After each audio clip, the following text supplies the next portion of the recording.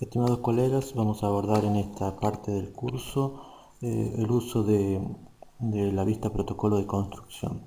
Acá les ofrecemos un protocolo de construcción de una aplicación relacionada con intervalos de crecimiento o de crecimiento de una función cuadrática.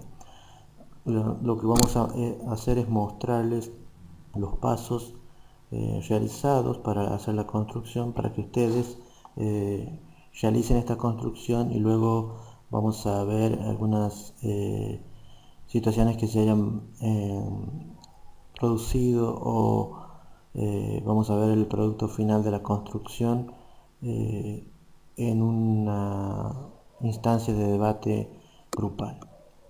En este caso les voy a mostrar el protocolo de construcción. Nosotros queríamos determinar intervalos de crecimiento y decrecimiento de una función cuadrática. Entonces decidimos hacer esta aplicación, esta construcción en GeoGebra, y necesitamos realizar, utilizamos tres deslizadores: un deslizador para el coeficiente del término cuadrático, uno del coeficiente del término lineal y uno para el término independiente.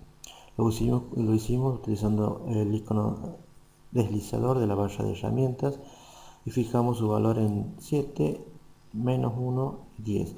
Es decir, fijamos un valor inicial. Luego, como es un deslizador, podemos cambiar sus valores y también sus características.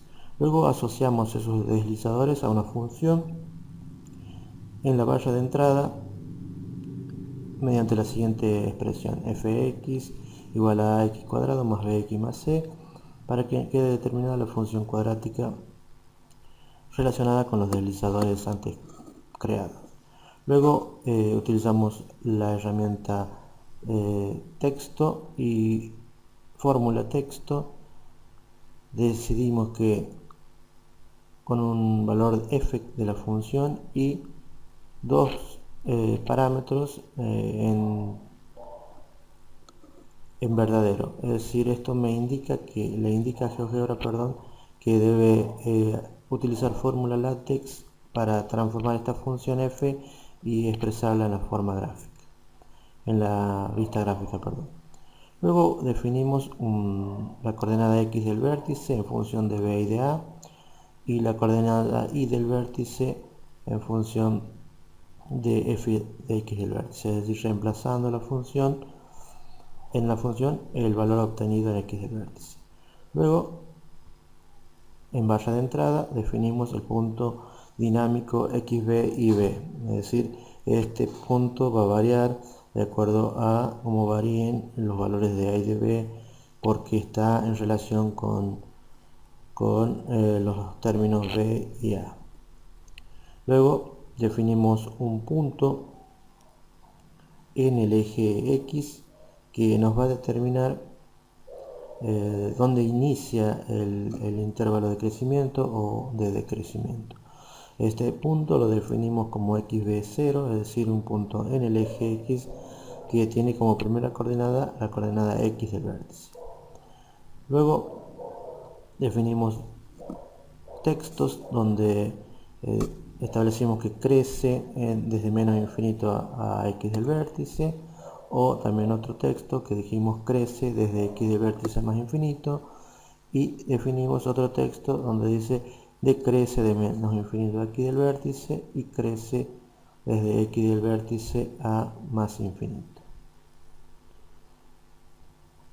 Esto es porque depende del valor de a, va a ser el crecimiento y el decrecimiento de la función, ¿sí?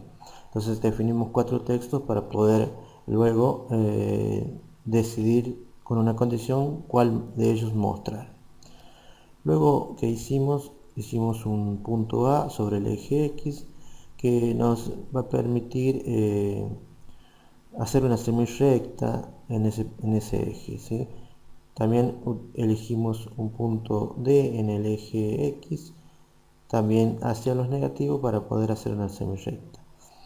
Y luego hicimos una semirrecta que pasa por M y A, recordando que el punto M era el punto x de b es 0, es decir, el extremo de esta semirrecta va a empezar en la x del vértice y se va a dirigir hacia el punto A, que en este caso, como tenemos acá, el punto A es un punto sobre el eje, pero hacia los positivos. Es decir, esto me va a determinar la semirrecta desde x de b a más infinito. Y luego tenemos otra semirrecta que pasa por el punto M, pero se dirige hacia el punto D. Es decir, desde x del vértice hacia menos infinito, para determinar los intervalos de crecimiento y decrecimiento de la función. También definimos sobre esas semirrectas, sobre la semirrecta G y sobre la semirrecta H, definimos algunos puntos para luego utilizar como verificación del crecimiento o decrecimiento de la función. Un punto E sobre H, ¿sí? Y elegimos con la herramienta punto en objeto y ahí hicimos el punto sobre H, ¿no? Y luego hicimos un punto G sobre la semirrecta, un punto F sobre la semirrecta G, para luego asociarlo a un punto dinámico que a medida que mueva el punto sobre la semirrecta, esto va a asociarse a la función cuadrática antes graficada, para que nosotros podamos comprobar el crecimiento y el decrecimiento de esos valores. Luego hicimos otro punto N, también sobre la semirrecta, sobre una semirrecta, en este caso sobre la semirrecta G, y para poder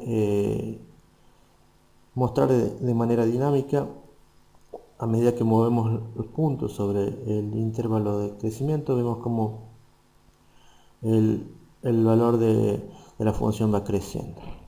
Los invito a realizar la construcción y a debatir sobre los problemas que surjan.